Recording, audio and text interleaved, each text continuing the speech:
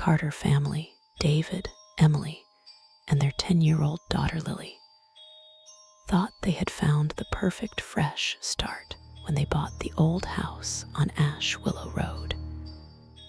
It was larger than they needed, a little worn, but charming in a weird, forgotten way.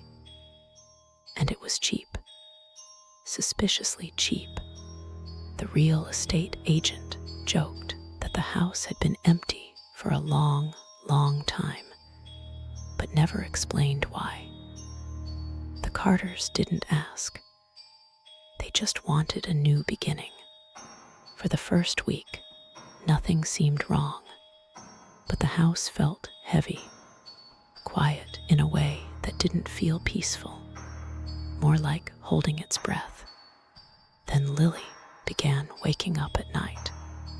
She told her parents, in that shaky, confused voice children get when they're not sure if they're dreaming, that a woman had been whispering her name, always from the small room at the end of the hallway, the room they used as a storage space.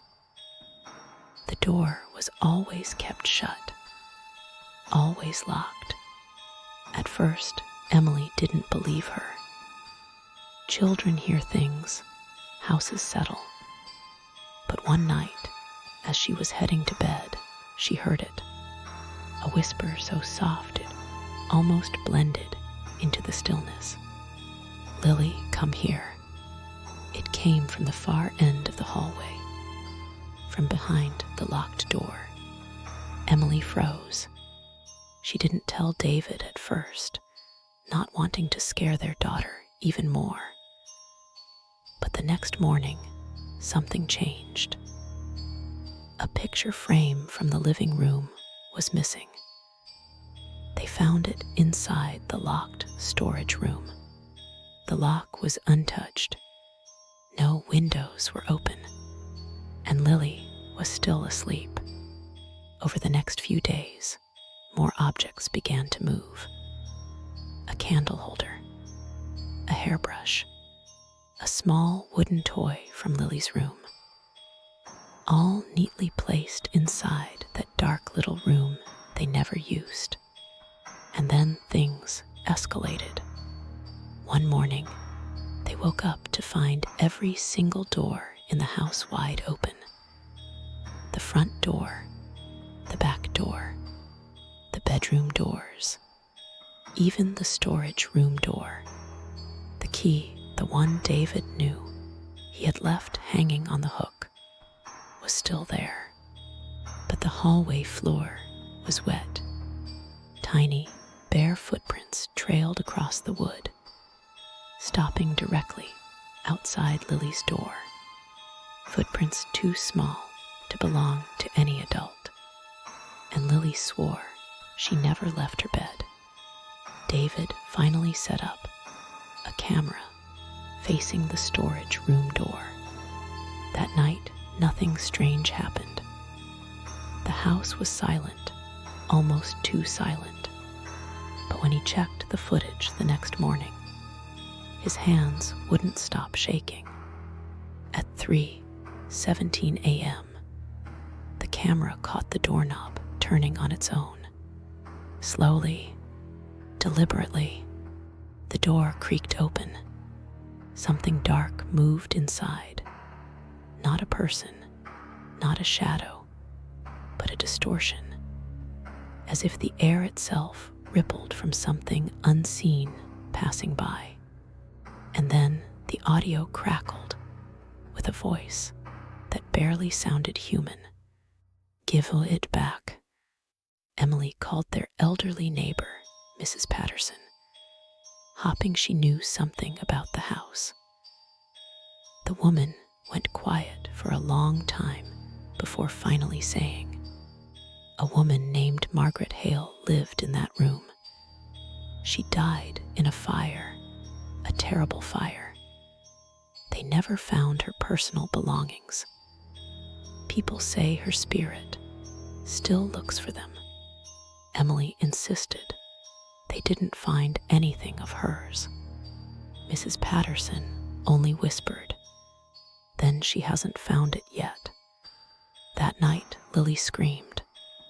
David and Emily raced into her room. Lily was standing at the foot of her bed, trembling, staring down the hallway. The storage room door was wide open again, even though David had locked it earlier. "She's here," Lily whispered. "She says she wants something back, something she lost." Before David or Emily could respond, the house began to shake. The lights flickered violently. Dust drifted from the ceiling. The floorboards groaned, as if something heavy was moving underneath the house.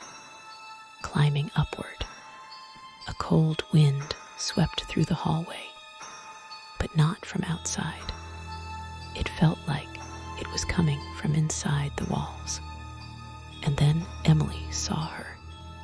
A figure stood in the hallway, just a few feet from Lily's door. A woman, or what was left of one. Her skin was charred and peeling, pieces of it hanging in thin, black flakes. Her hair was half burned away. Her head leaned at an unnatural angle, as if her neck had melted and hardened crooked. Her eyes were empty, hollow pits. "Mine," she rasped. "Where is mine?" David tore through the storage boxes in desperation. His hands shook as he flung clothes, books, photos across the floor. And then he found it. A small metal box, soot-stained, burned around the edges. Inside were melted pieces of jewelry, blackened photographs, and a tiny rusted key. Etched into the lid were the words, "To Margaret, forever yours." The box wasn't theirs. It had been in the house long before they arrived.